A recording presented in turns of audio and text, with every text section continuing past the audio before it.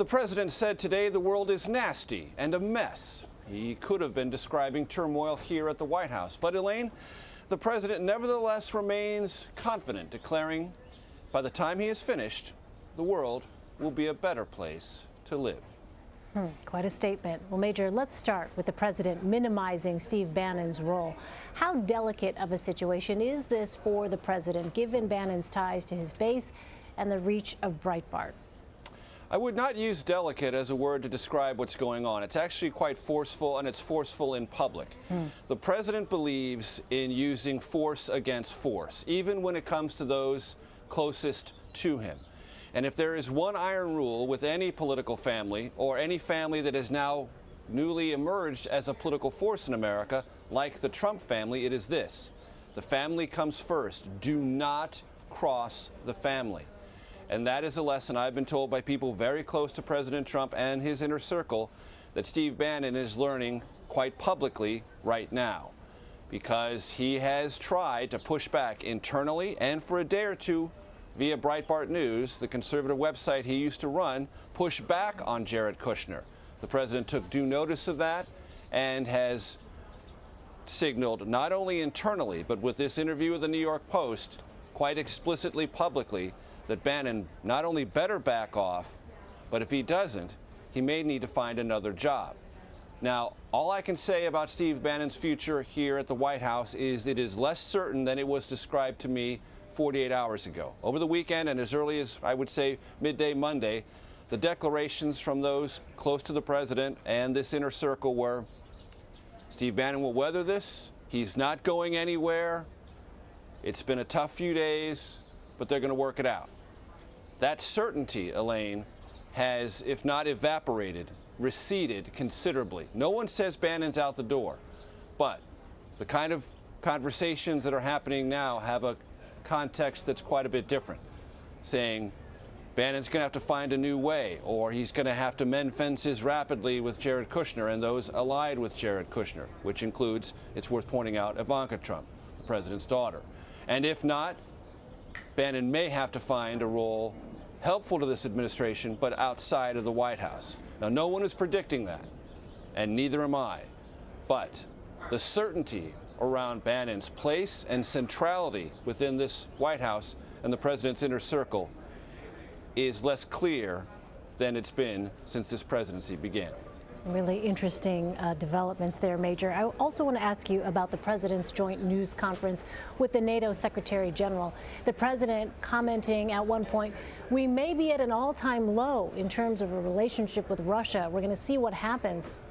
This shift on Russia has been described as geopolitical whiplash. Where does the relationship stand right now? Well, the president is still trying to figure out what can be accomplished, if anything, with Russia. Now, he was generally optimistic or praiseworthy of the interaction Secretary of State Rex Tillerson had with his foreign ministerial counterpart, Sergei Lavrov. And the president did not say what the Secretary of State said, which is he's looking at new economic sanctions to punish Moscow. But he did say things are at an all-time low, and it's an open question to him as to whether or not the Russians knew ahead of time that the Assad regime was going to deploy sarin nerve gas against civilians, as the United States alleges, and Russia still denies. That's definitely part of this problem.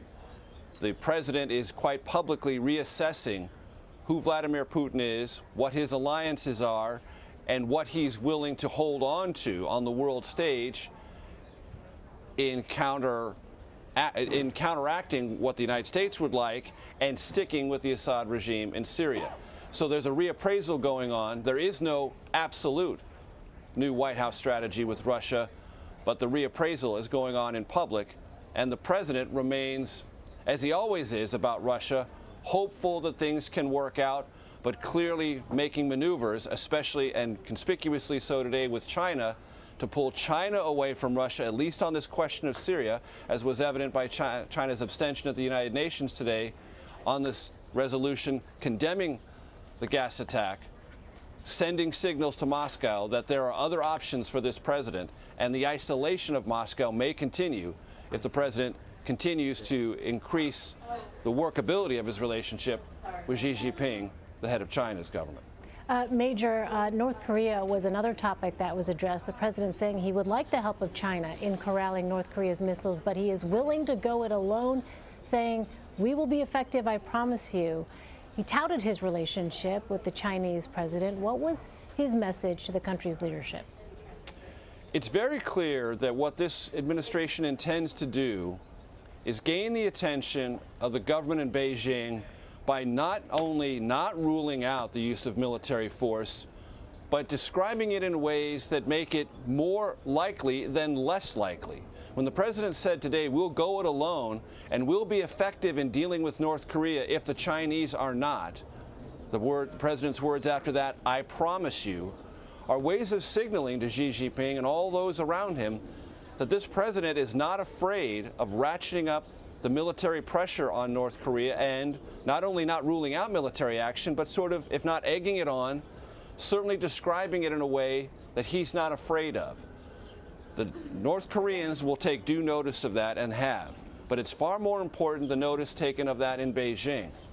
And this strategy that is really essentially being carried out in public is to alarm Beijing so much about the possibility of a military conflict between the United States and North Korea that the Chinese move rapidly to take more steps to pressure North Korea, not only to stop research and development of long-range ballistic missile technology, but maybe slow down their testing of nuclear weapons that they could put atop those ballistic missiles.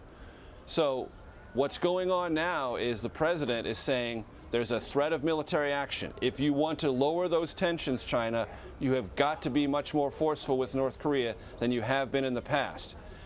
That carries some evident risks, because if the Chinese aren't successful, at some point, this president is going to have to make good on this idea that he's willing to use the American military and the South Korean military to deal with this North Korean nuclear threat. And if he's not, and the Chinese aren't successful, then his bluff will have been called. So right now, it's very high stakes, very much in public, and the Chinese appear to be moving in ways the president finds encouraging. All right, Major Garrett at the White House for us. Major, thank you. Sure.